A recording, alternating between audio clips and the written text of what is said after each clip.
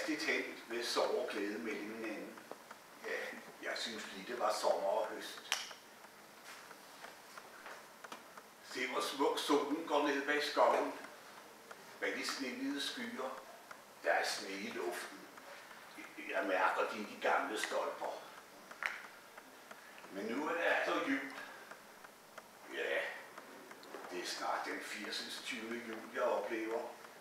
Og det bliver vel også snart den sidste. Men dog hænger jeg ved livet, så længe jeg blot må beholde min helse.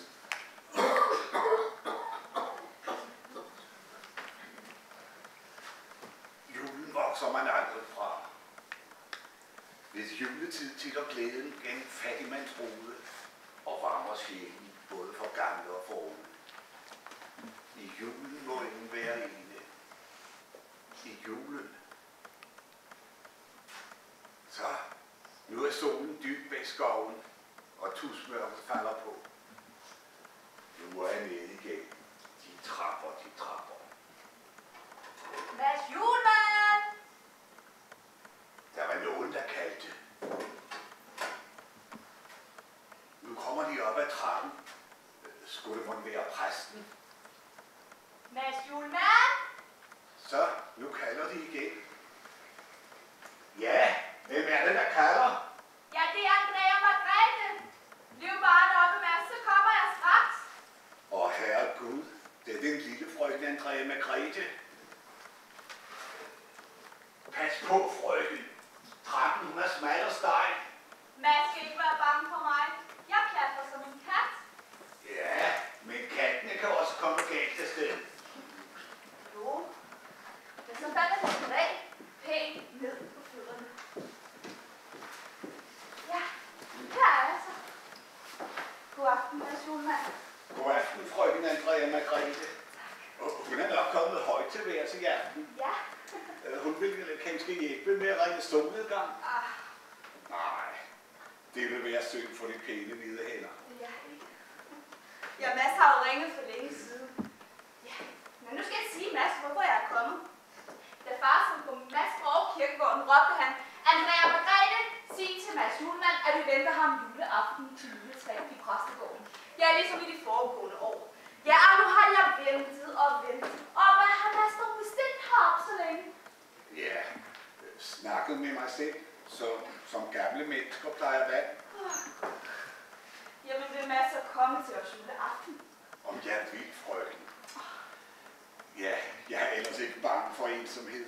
Men i julen, ja, kender frøken Andrea Margrethe? Det er ikke det gamle vers. Nej. Bliver du ensom i julens glæde, kommer du dit øje let til at græde. Ja, tak præsten fra gammel Mads Julemand. Det skal jeg nok.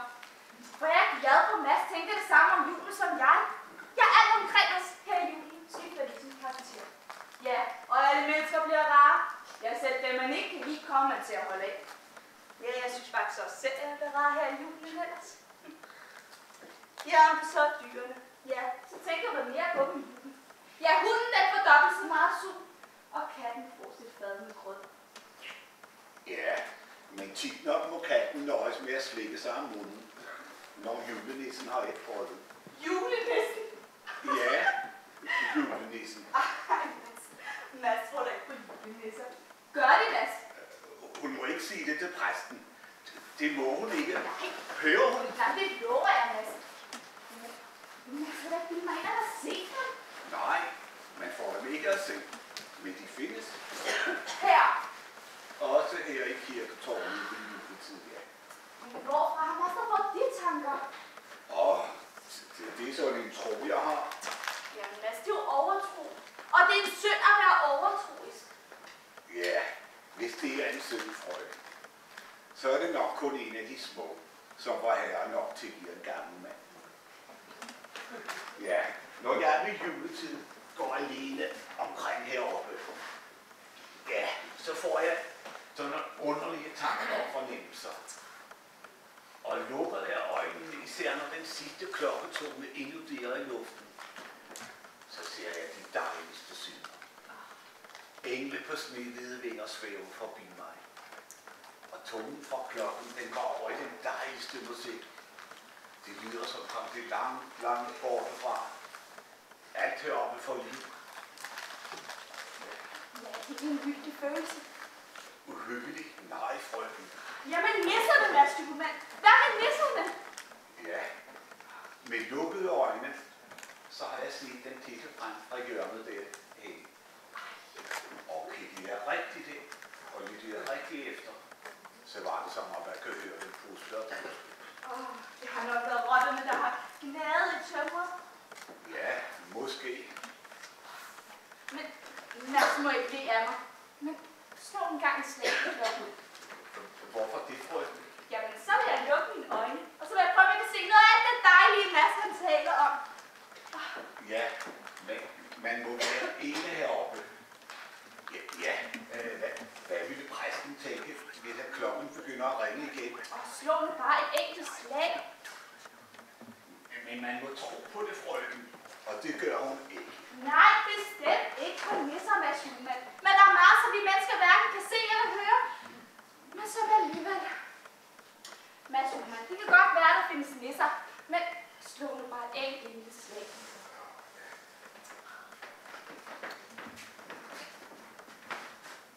Har hun lukket øjnene?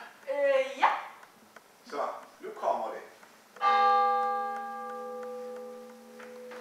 Så hun noget, frøken? Nej, ikke en smule. Jeg tror bestemt ikke på nisser. Skal vi nu ikke gå ned, Mads Styggelmand? Ja, vi venter, hvis man er dernede. Jo, lad os det. Der var kan det dog være tåben. Der er der simpelthen aldrig været nisser til. Kom nu, Mads Styggelmand. Ja, jeg kommer. Pas på trappen. Den er jo smal.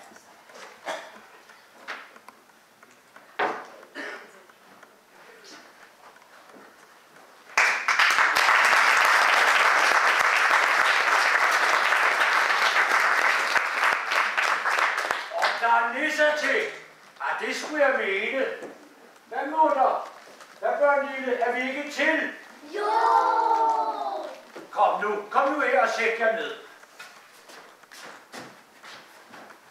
Han har ret, den gamle. Vi kommer helst frem ved juletid. Men så rumsterer vi også brav i køkken og kælder. Hos bonde og herremand. Hos præst og degn. Men her i kirketårnet er dog bedst at være. Vil I hygge jer? Hvad siger du? Du dænges efter grøden. Vent nu bare, den kommer nok. Mads Julemand svigter aldrig. Er det jul nu, far? Ja, mit barn. Julen holder sit indtog en af de nærmeste nætter. Vent I bare. Julen er i vente. Mærker I det ikke? Trods vinterkulde og storm går der en varm strøm igennem hele kroppen. Mærker I det ikke? Jo! Men her i klokketårnet føles julen dog stærkest. Derfor må kun de allerældste nisseslægter bo her. Mutter og mig er nu blevet 800 år. Og det skal I være stolte af, børn lille. Vise billeder, far. Vise billeder. Ja! Fortæl os historier, far. Vil I have billeder og historier? Ja, så skal jeg fortælle jer en rigtig julehistorie. Den foregår her i sognet, i præstegården, lige ved siden af kirken. Og alle dem, som er med i den, kender I. Kun dem, som sætter liv i fortællingen, kender I ikke. Det er 3 menneskebørn inden for den store by, hvor larmen det er nisserne på flugt. Dem skal I få lov at se, før den rigtige historie begynder. Pas nu på, børn lille. Nu klapper jeg 3 gange i hænderne.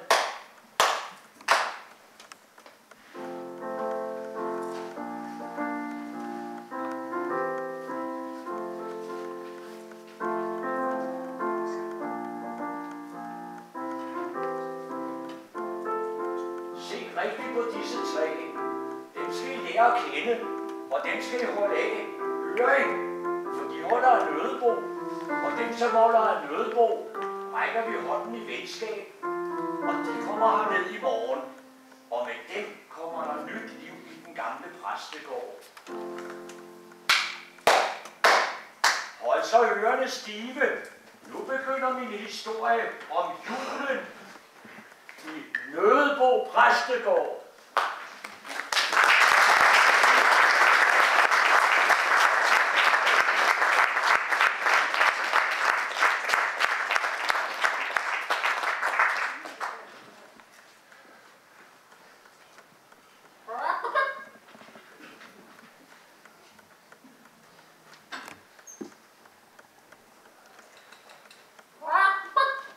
det dig, Nikolaj? Mig? Hvad mener du, gamle? Der klukker som en høne. Slukker som en høne. Nej, jeg læser filosofien i Grundris. Ja, hvis jeg ellers skal få fred til det.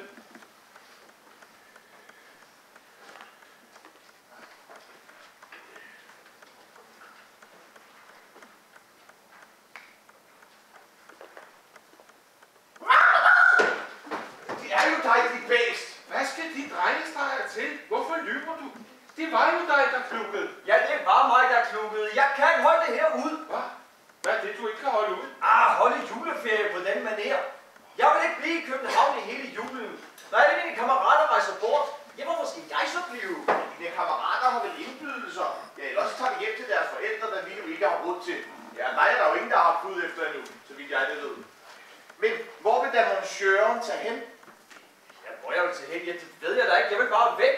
Jeg vil ikke lukkes inde på det her rådne kvistkammer og sidde mugne som en gammel skildap. Rødende kvistkammer. Gammel skindlap. Hvad er det for en gadejargon, du har lagt dig til, Nikolaj? Den onde plan står bagud. Den kunne trænge til at få bissel i munden og rytter på ryggen. Ja, så skulle det vel sagtens være dig, der var rytteren. Du skulle bruge sporene så flittigt. Ja, og pisken. Det var du vittig. Ikke næsvis, Nikolaj. Nå. Jeg vil ikke længere være jeres stikke randdreng. Bare fordi jeg tilfældigvis er født nogle år senere end I er. Derfor er jeg ikke noget barn. Jeg vil heller ikke længere finde mig i, at I har pengekassen under jer. Det er der ingen mening i. Jeg hjælper dig selv til med at fylde den med mine lektioner i frøken Danielsens pigeskole. Pyt, dit par skilling. De par skilling. Det er dog lige godt det samme som 12 kroner om måneden. Der ligger jo et formeligt hus, bare jeg vil have en fjerning tobak eller et par gamle støvler bagflikket. Men nu går den heller ikke længere. Jeg flytter fra jer. Det vil Gud, jeg gør. Ikke bande, Nikolaj. Så du flytter fra os? Ja, Det gør du så flytte hen. Ja, du får ikke meget konvolution for frøken Danielsens 12 kroner. Du måtte flytte ud på ladegården. Gå med blå bukser og fejgade. Din gader skulle nok vogte mig for at komme ind. I skulle få lov til at feje for jeres egen dør. Det kan I tage gift på. Så, Nikolaj, det er jo ikke så slemt ment. Du er nu engang den yngste, og når vi har indrettet os, som vi har det, er det fordi, det er bedst sådan. Lad os nu få fred.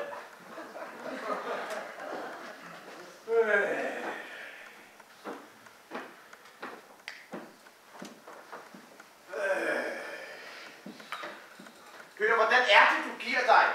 Jeg keder mig. Du skulle tage at læse noget mere, så keder du dig mindre.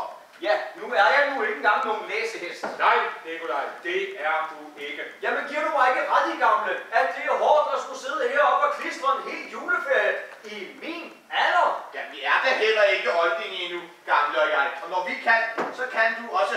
Nej, jeg kan ikke, og jeg vil heller ikke. Jamen, hvor i alverden vil du tage hen? Og han ved slet ikke, hvad han vil. Nå, ved han slet ikke, hvad han vil. Det er gamle, jeg taler til, og ikke dig, din olding. Jamen, er der noget bestemt sted, du kunne ønske at komme hen? Han vil bare ud på Drivenborg. Nå, og hvor ligger det sted? Det ved du måske. Du driver vist lige så meget som jeg, min fine ven. Nå.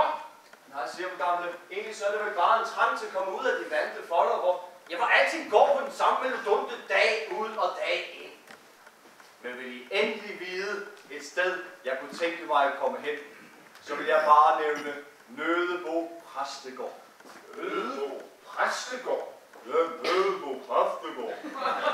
Det er vel ikke noget, vi er så forskrækket over. Hør, hvordan falder han nu på det? Hvorfor taler du altid til mig i tredje person og kalder mig ham? Bevares og forladelse.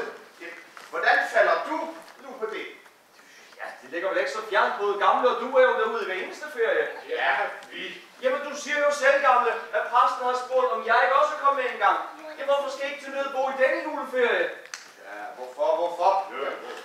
Jamen, både Frederik og jeg skal jo et halvt år op til embedseksamen, og vi har ikke tid til andet end læse og atter læse.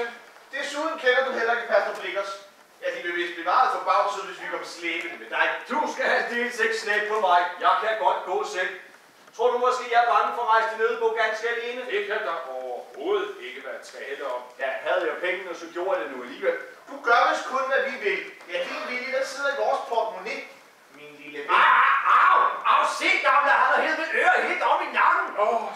Snart. Han er så hissig. Ja, jeg er aldeles ikke hissig.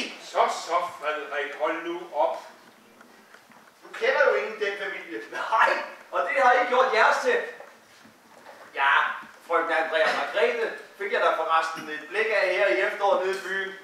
Hun er godt nok en dejlig pige. Må jeg være fri for den slags udtryk? Nå, må jeg jo ikke sige, at hun er en dejlig pige? Nej, det må du ikke. Nå, undskyld. Ja, så er hun en vemmelig tøs. Vil du så holde din mund, din flødeskæg? Nej, Vemmelige tøs. Hold din mund! nu skal I holde op. Det er jo ikke muligt at samle tankerne. Her står jeg midt i himmelfarten. Gamle, har du ikke selv lovet, at jeg nok skulle komme med til Nødebo, hvis jeg bare vil vente? Har du ikke? Jo, det har jeg måske nok. Nej, ikke måske nok. Du har lovet det, ikke sandt? Jo, men... Jeg må måske så ikke til Nødebo i denne juleferie. Ja, du har jo hørt, at vi ikke har tid. I kunne simpelthen godt tage fri for nogle dage. I kan bare tage jeres bøger med.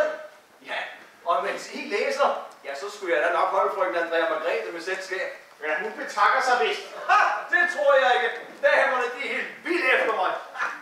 Ja, jeg har jo halvvejs lovet pastor Becker at komme ned og prædike for ham en af helligdagene. Og lysten er det sandelig ikke, jeg mangler.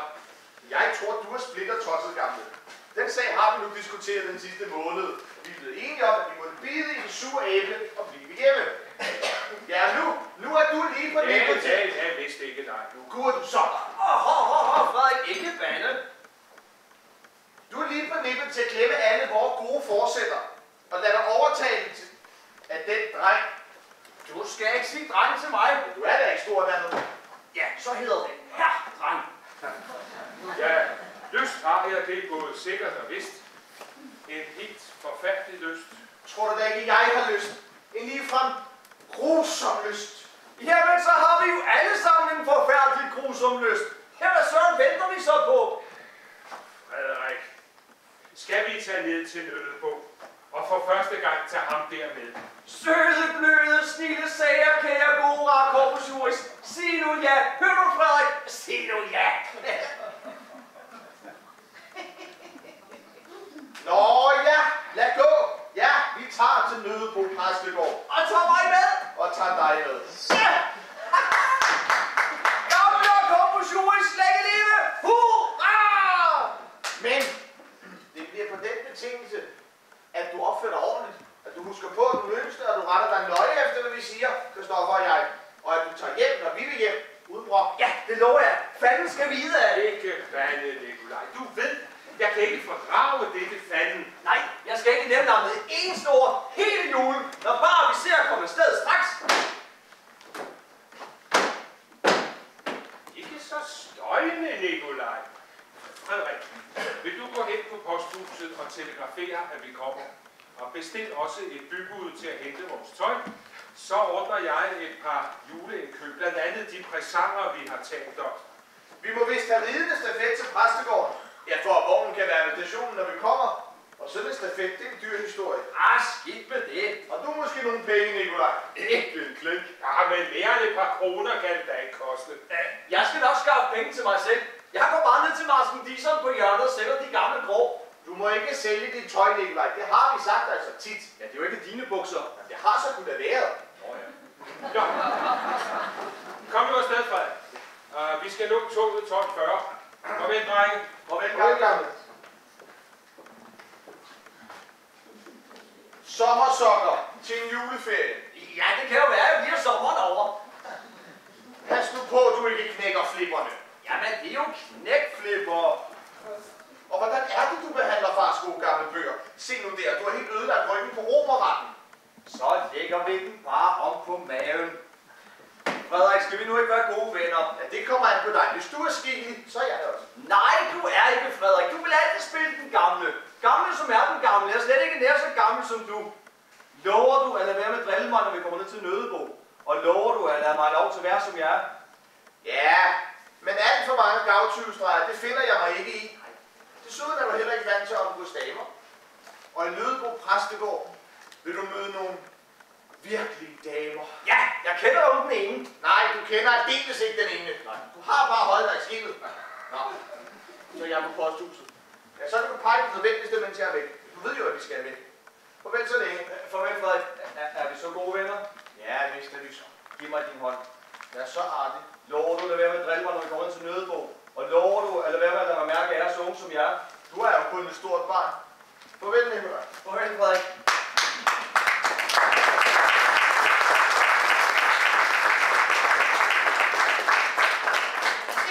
Du store kineser, hvor jeg glæder mig. Nydebo præstegård. Gamle og Corbusius elsker den præstegård. Jeg skønt de ikke vil lade sig mærke af det. Der kommer lige frem en forklaret glans i Gamles øjne, når en tagerpastor blikker sin nødebo. Og Corbusius, den tørvetriller.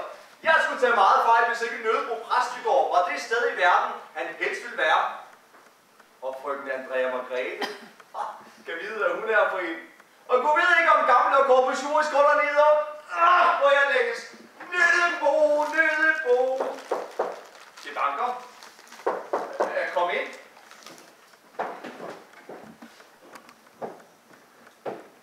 Goddag. Goddag. Ja, jeg skulle gerne spørge. Vent lige lidt. Vent lidt. Vent lidt. Jeg skulle spørge. Vent lidt.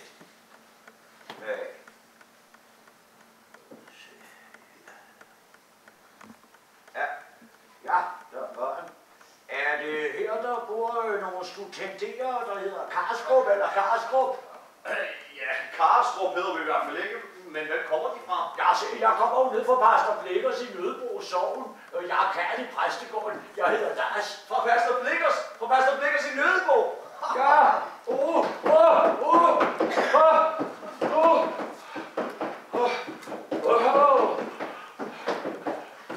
Jeg kan ikke tåle at køre i karusel.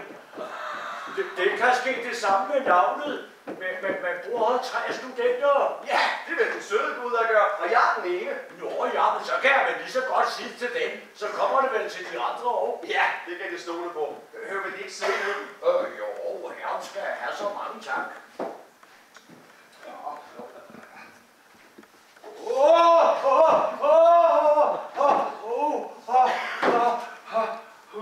Før var jeg karusel, nu er jeg kommet i gyngen. Hør, vil I ikke have en bajer oven på den tur? Jo, en bager kan man vel altid slubre i sig. Vær så artig. Tak skal herren have, så mange tak. Hjertelig tak. Ja.